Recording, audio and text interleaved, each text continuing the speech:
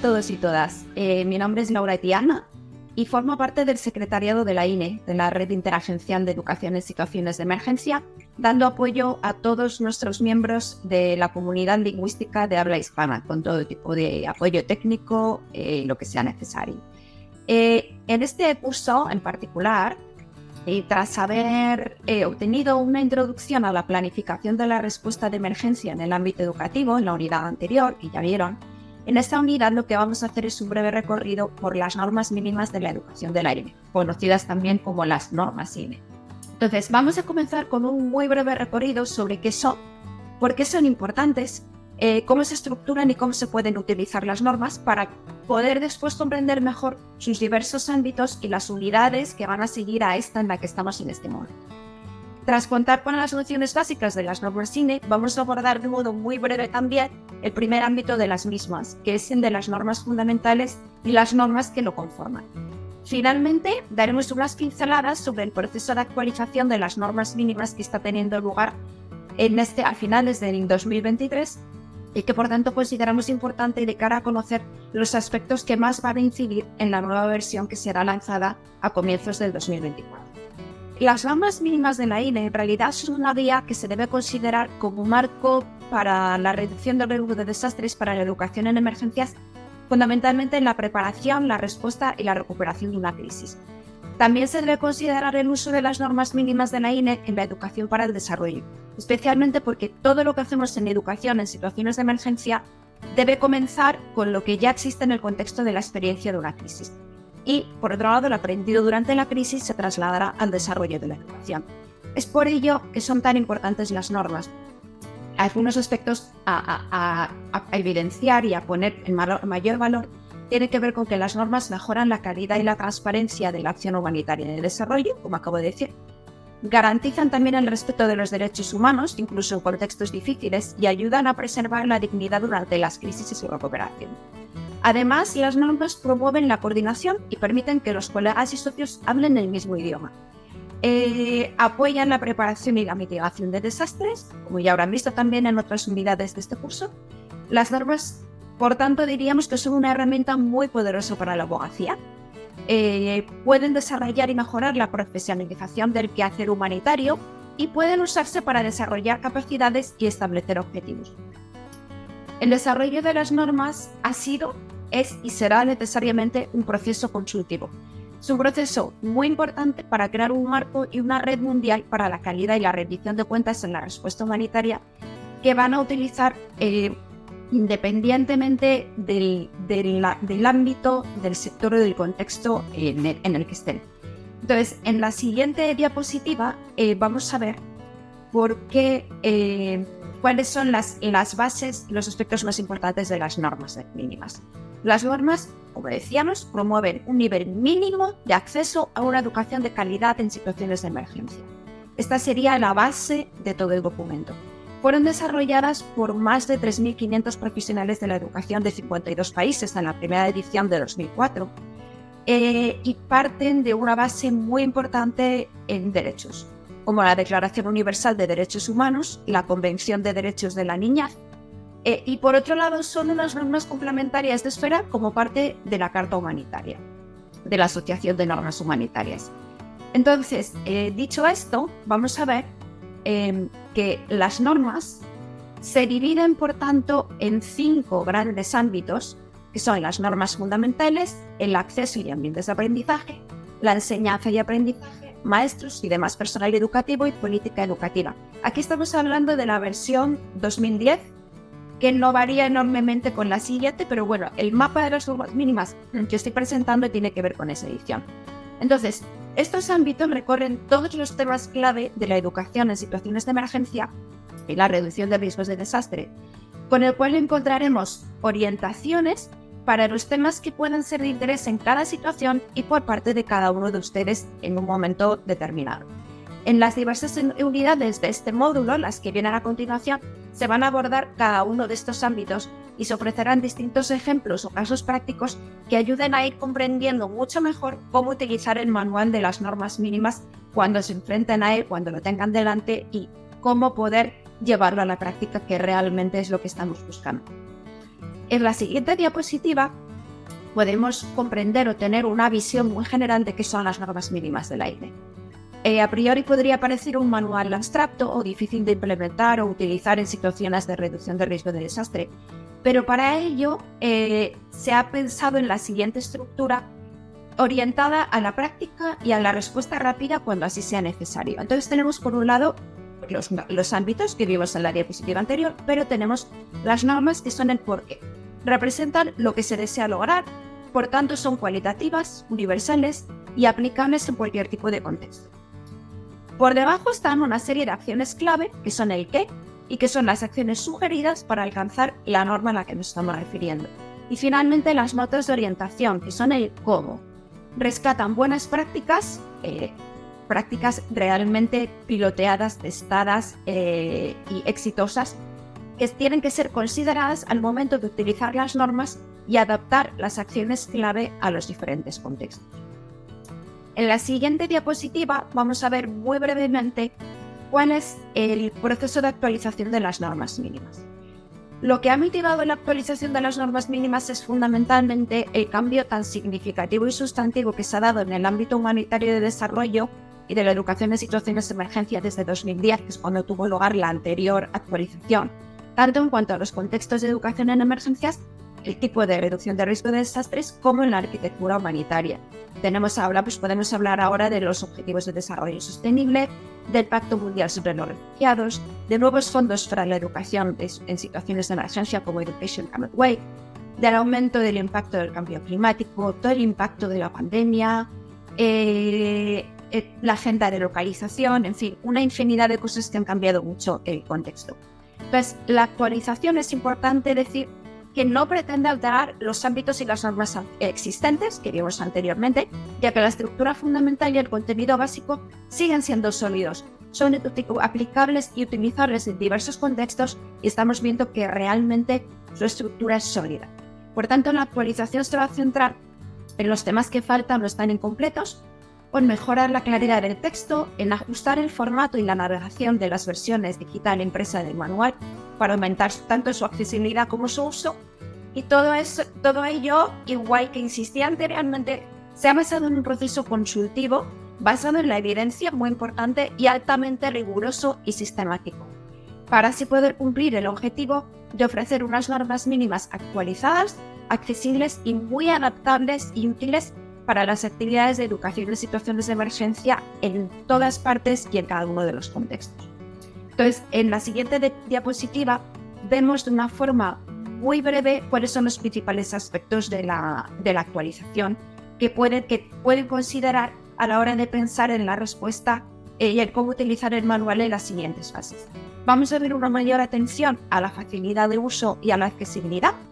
una ligación muy clara entre las acciones clave y las notas de orientación, mucho más que la edición actual, más elementos visuales y gráficos, y sobre todo un énfasis en el uso de un lenguaje sencillo que sea fácil de leer, entender y traducir por parte de cualquier tipo de actor en cualquier tipo de contexto.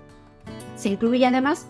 una sección de aspectos transversales en la introducción, con sus secciones importantes como el género, la discapacidad, la salud mental y el apoyo psicosocial, la reducción del riesgo de desastres, la educación sensible al conflicto, etc.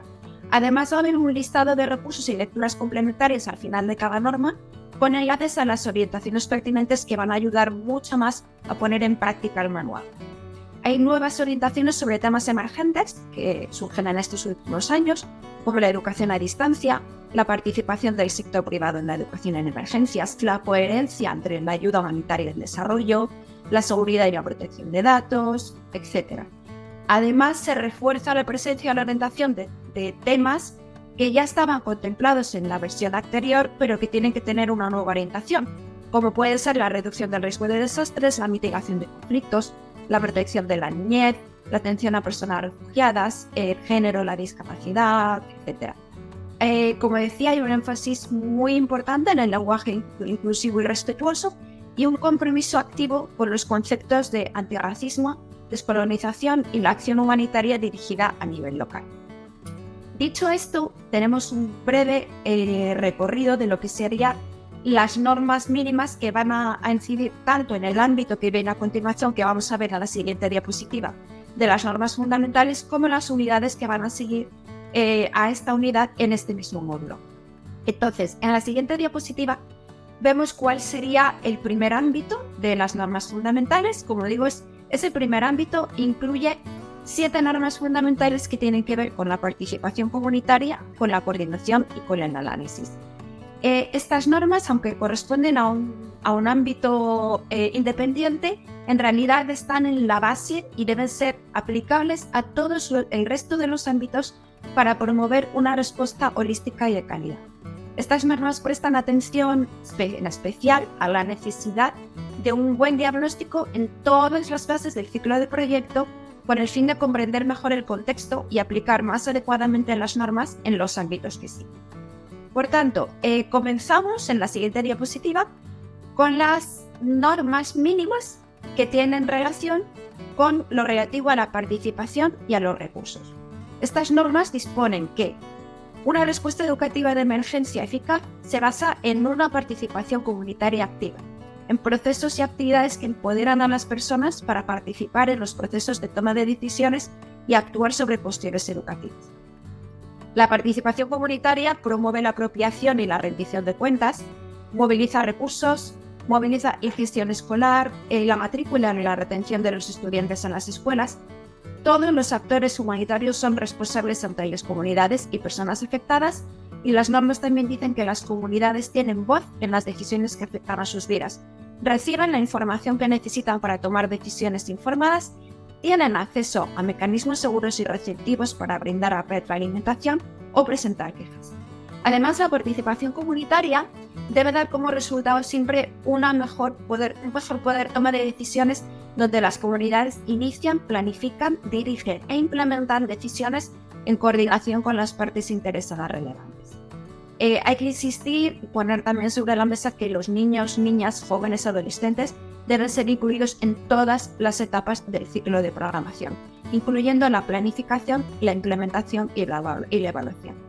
Para ello, las normas de participación y de recursos ofrecen el conjunto de acciones claves y notas de orientación, como decía en el esquema anterior, el general, que se pueden seguir para asegurar que se cumplen todos estos elementos que acabamos de citar. Del mismo modo, si buscamos en el índice del manual de las normas mínimas, esto es aplicable a este ámbito, pero a todos los demás, siempre vamos a encontrar normas, acciones prioritarias y notas de orientación que refieran al tema de interés o a los elementos específicos sobre el que deseamos actuar. Es, por tanto, un recurso muy útil y muy valioso a la hora de poder comprender y aplicar el manual de las normas mínimas. En la siguiente diapositiva vemos las normas que tienen que ver con el ámbito con el área de la coordinación. La norma de coordinación hace referencia a la existencia de mecanismos de coordinación que sirven de apoyo a aquellos interesados que tratan de garantizar el acceso a la educación de calidad y la continuación de esta, y en sus acciones clave y sus notas de orientación se abordan aspectos como, por ejemplo, la existencia de diferentes modelos de coordinación de respuesta en base a las necesidades, la importancia de la coordinación entre agencias a nivel local y el rol de las comisiones de coordinación interinstitucionales, la responsabilidad de las autoridades educativas en relación al sistema educativo y la planificación e implementación que forman parte de un modelo de respuesta y coordinación, el rol de los clústeres y los mecanismos de coordinación, así como cuándo activarlos en cada situación. Además, las notas de orientación ponen el foco en la centralidad de las personas afectadas y la población local en la coordinación para una respuesta, incluyendo su participación, esto se vincula con lo anterior, en la toma de decisiones, la planificación y la implementación, y también en cómo los mecanismos de coordinación sectorial, incluido el mapeo de capacidades, fortalecerán la preparación y respuesta educativa al identificar las capacidades y recursos de las agencias y el gobierno y las brechas que deben abordarse. En la siguiente diapositiva vemos cómo el análisis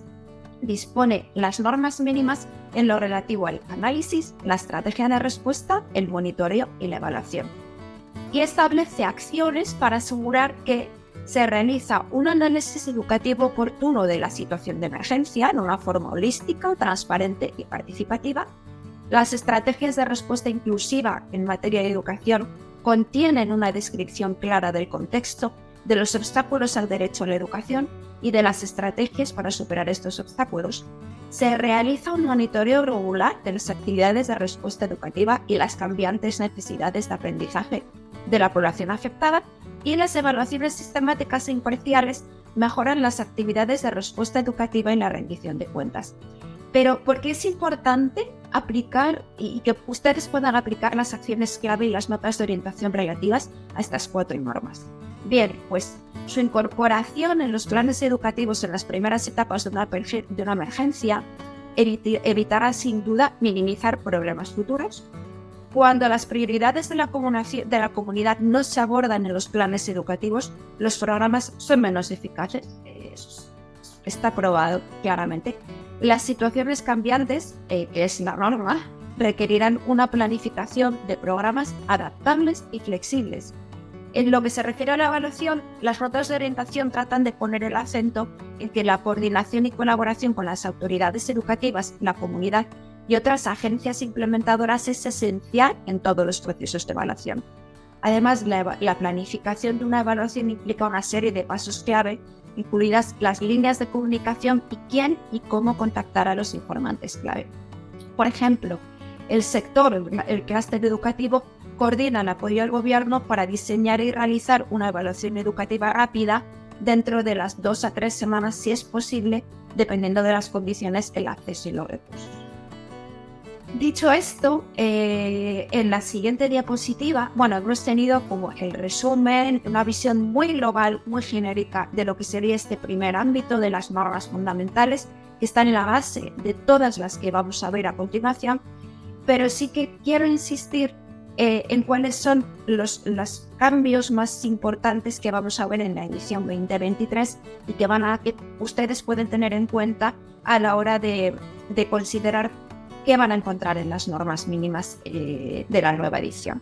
Entonces, este ámbito del que estamos hablando ha sido renombrado como normas fundamentales para una respuesta de calidad, para resaltar que las normas que se incluyen son normas de proceso que sustentan una respuesta de calidad holística y responsable ante las personas y comunidades a las que apoya, y que cubren elementos clave que deben estar presentes en todos los niveles y tipos de programación educativa.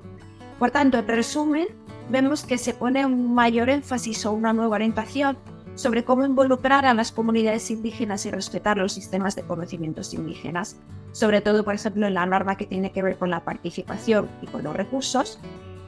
También la participación de los actores clave en mecanismos de coordinación, la colaboración entre mecanismos de coordinación de educación en situaciones de emergencia, como los grupos de trabajo y los clústeres de educación de refugiados, la coherencia entre desarrollo y el ámbito humanitario y la participación del sector privado en la educación en situaciones de emergencia. Todo ello recogido en la norma 3 de coordinación.